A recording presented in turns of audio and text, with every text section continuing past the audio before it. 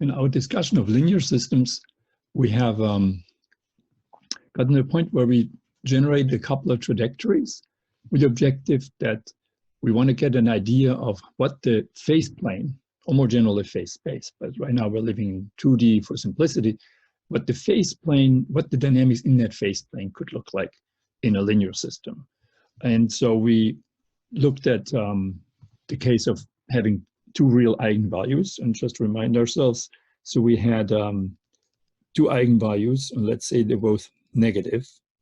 And then we found by explicit calculation that the orbits or the trajectories look like parabola, depending on initial conditions, steeper or shallower.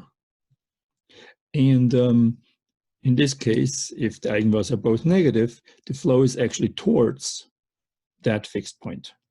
Right? So we have a fixed point at the origin.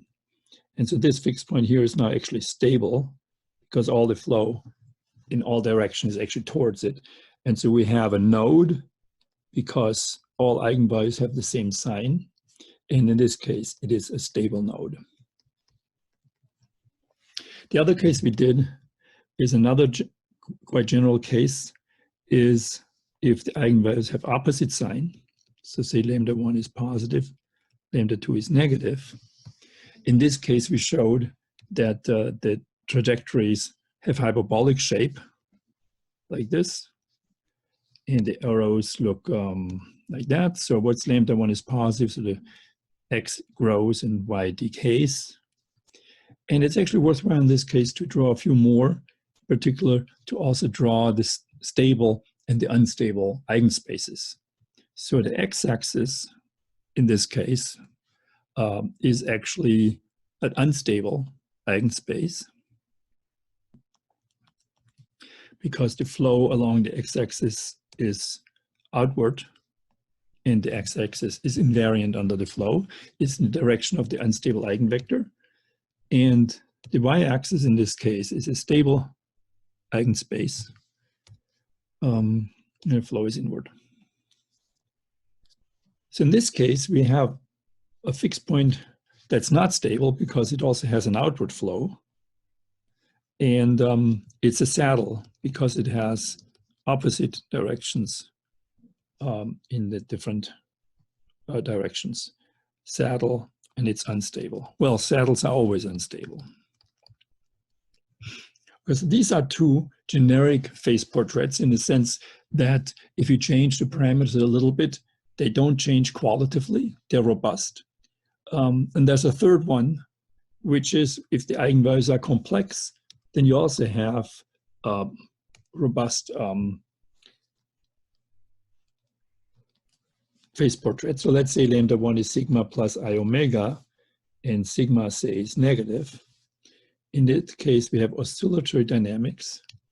And because the growth rate is negative, the oscillations decay, and so you have actually a stable spiral like that. So in this case, the stable eigenspace is actually the whole phase plane, because all, which is actually also the case for the stable node. Then, of course, you could have the case where the real part of lambda is negative, in which case, positive rather, in which case it would have an unstable spiral. Okay, let's not draw that. That's pretty clear. There are a couple of other cases which are not robust in the sense that if you make a small change, they change their qualitative character. One is if lambda is purely imaginary, so we have like lambda 1 and 2 are plus minus I omega. In this case, the amplitude of the oscillations doesn't grow, nor does it shrink. And so you have essentially concentric circles in the phase plane. And that is a center. This is not a robust situation because an arbitrarily small real part that you add to the eigenvalue would make this center either into a stable spiral or an unstable spiral. Another case that's also not robust is if you have degenerate eigenvalues, if lambda 1 is equal to lambda 2, and we have the general case of a Jordan normal form, so we have a proper eigenvector and a generalized eigenvector. In that case, the flow looks typically like that. The direction corresponding to the proper eigenvector is behaves just like any other eigendirection. And so let's say if lambda 1 and lambda 2 are negative, then this would be a stable direction. The flow would be inward. But there is no second proper eigenvector. There's only a generalized eigenvector. And so that leads, if you analyze it a little bit carefully, to dynamics of this shape, where the flow is still towards the node. So that's still a node, and the node is actually stable. But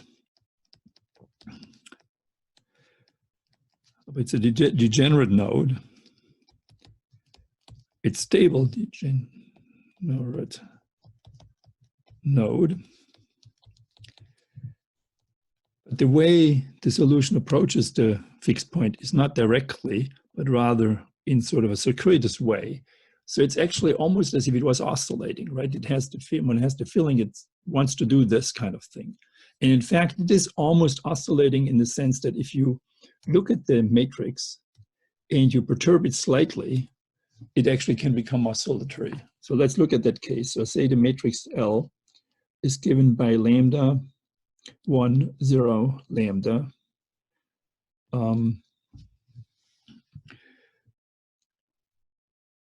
So where lambda is this eigenvalue that we calculated here, or we talked about here, where both eigenvalues are equal. But I'm making a perturbation now. So I changed the 0 to a number which could be small, epsilon, positive or negative.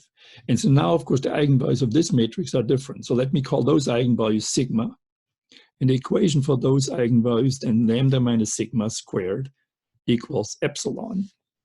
Or in other words, sigma is equal to lambda plus minus the square root of epsilon. And you see, if epsilon is negative, then we actually have oscillations. And so an arbitrarily small perturbation of that linear system here leads to oscillations. And that's sort of what you see in this kind of motion. Of course, if epsilon was positive, then that's not the case. So so that means that this situation here is at the border between oscillations and not oscillations. We'll see that in a second when we look at how these phase portraits depend on the parameters.